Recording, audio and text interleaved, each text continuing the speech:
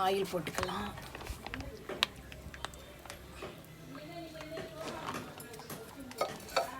கொஞ்சம் நெய் போட்டுக்கலாம். நெய் இருந்தால் போட்டுக்கோங்க, இல்லைனா தேவையில்லை, ஆயில் மட்டும் கூட போதும். நெய் இருக்கிறதுனால நெய் கொஞ்சம் போட்டுக்கிறேன்.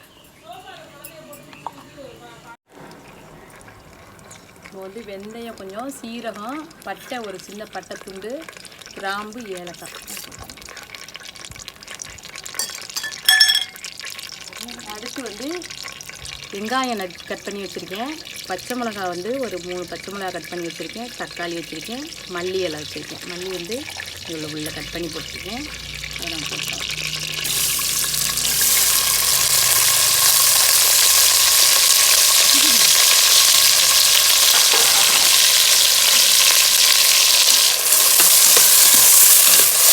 நல்லா வதங்கட்டும். கொஞ்சம் வதங்குற வச்சுக்கோங்க. உப்பு போட்டுக்கலாம்.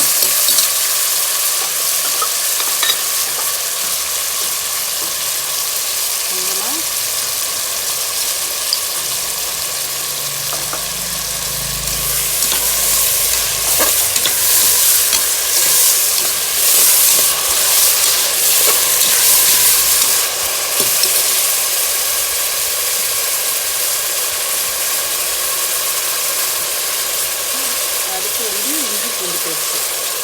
நாங்கள் எப்போவுமே வந்து இஞ்சி பூண்டு பேஸ்ட் எப்போவுமே அரைச்சி ஃப்ரிட்ஜில் வச்சுக்குவோம், வேணுங்கிறப்ப எடுத்துக்கிறதுக்கு.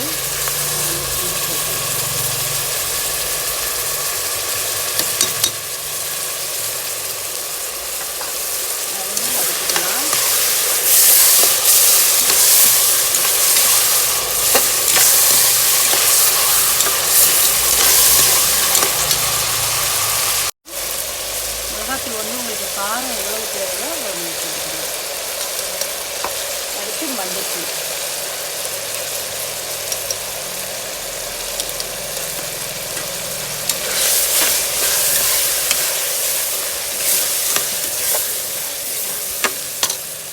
அடுத்து வந்து கொஞ்சம் தயிர் போட்டுக்கலாம். இது போட்டால் நல்லாயிருக்கும். தயிர் போட்டுக்கலாம்.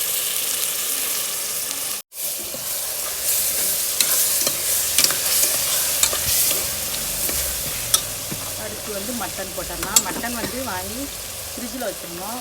நேற்று கழுவிட்டு மட்டன் போட்டோம். ஐஸில் இருக்கிறதுனால கட்டியாக இருக்குது, அதனால் ஊறிட்டு இருக்கோம்.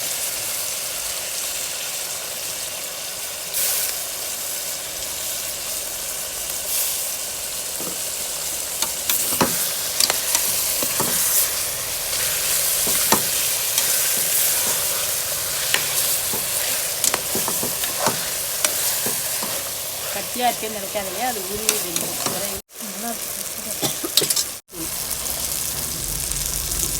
குழம்பு எவ்வளோ தேவையோ உங்களுக்கு கறிக்கு தகுந்த மாதிரி மல்லித்தூள் போட்டுக்கோங்க. மல்லித்தூள் போட்டுட்டு தண்ணி ஊற்றிக்கலாம்.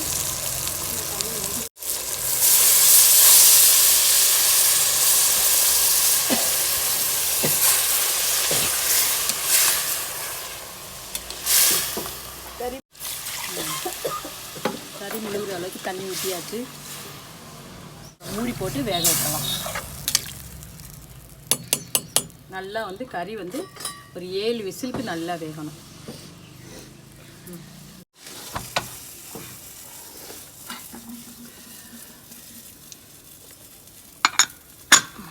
சரி, இங்கிட்டு போட்டு சோத்து.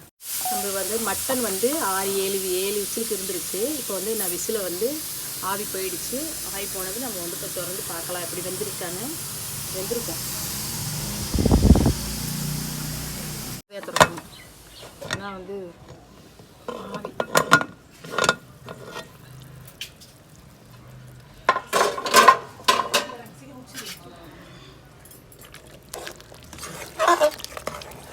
கறி வந்து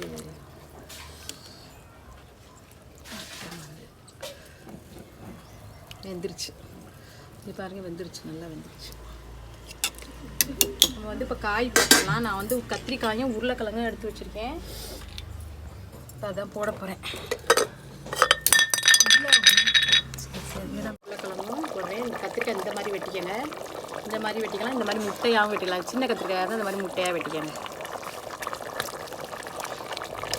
உருளைக்கிழங்கும் ஒன்று போட்டுருக்கேன். நல்லாயிருக்கும் குழம்பு, மட்டன் குழம்பு. போடாமையும் செய்யலாம், காய் போடாமையும் செய்யலாம்.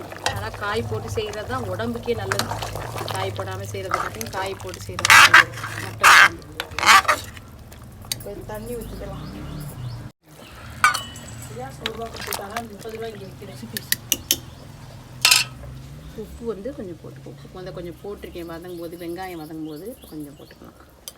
நம்ம வந்து ஒரு விசிலுக்கு வச்சா போதும், கத்திரிக்காய் கரைஞ்சிரும். அதனால் ஒரு விசிலுக்கு மட்டும் கத்திரிக்காயும் உருளைக்கிழங்கும் கரைஞ்சிரும். அதனால் ஒரு விசில்.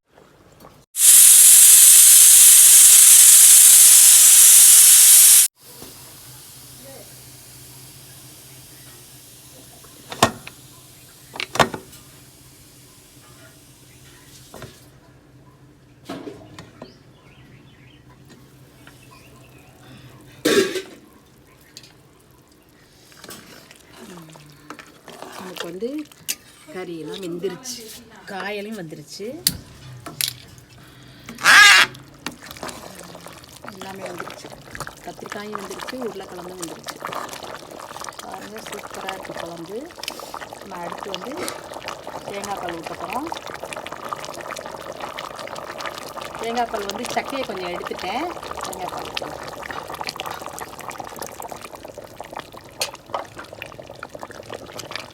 நமக்கு வந்து சூப்பரான கறி குழம்பு கிடச்சிருச்சு. மல்லித்தலையை தூவி நம்ம இறக்க வேண்டியதான். கொஞ்சம் அடுப்பில் இருக்கட்டும், மல்லித்தலை தூவி இறக்கிடலாம். லெமன் சாறு கொஞ்சமாக ஊற்றுறேன். லெமன் சாறு உப்பெல்லாம் கரெக்டாக இருக்குது. நம்ம வந்து அள்ளி போட்டுடலாம். கொதிச்சிருச்சு, மல்லி போட்டு நம்ம இறக்குறதான்.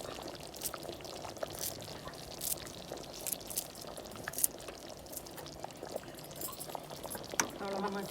ஆயில் அவ்வளோதான். இந்த மாதிரி இதில் கொஞ்சம் ஆயில் ஊற்றி சாப்பாடு சரிம்மா.